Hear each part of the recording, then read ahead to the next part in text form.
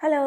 ఈరోజు మా స్కూల్‌లో పీటీఎం. నేనైతే ఈ విధంగా రెడీ అయ్యాను. అండ్ ఆల్సో మనకి అందరికి రెడీ అయ్యేటప్పుడు ఒక వస్తువు మర్చిపోతుంది. అదే ఈ watch. Hair band, hair clutch. నాకైతే ఈ వాచ్ అబ్బా! మా హస్బెండ్‌ది దొరికింది పెట్టుకుందామని ట్రై చేశాను. అస్సలు బాలేదని చెప్పి తీసి పక్కన పారేసి చెక్ చేసుకుంటున్నాను.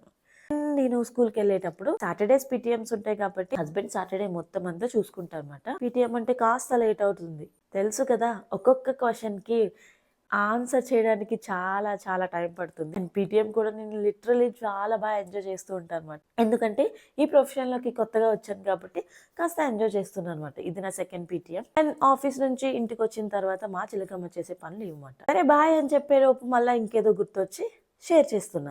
ఇంకా అంత పని అయిపోయిన తర్వాత మన ఒరిజినల్ గెటప్‌లోకి వచ్చేసి హెడ్ మసాజ్ చేసుకుంటాను. మన పని మనం చేసేటప్పుడు మా చిలకమ్మ అయితే మాత్రం నాకు వాళ్ళకి ఫోన్ చేయి, వీళ్ళకి ఫోన్ చేయి అని చెప్పి ఏడుస్తూ ఉంటాను. నన్ను డిస్టర్బ్ చేస్తుంటాను. అండ్ ఆల్సో ఇంకా నేను వచ్చాను అంటే వర్క్ నుంచి ఇంకా కంటిన్యూస్‌గా నాకే స్టిక్ అయి ఉంటది.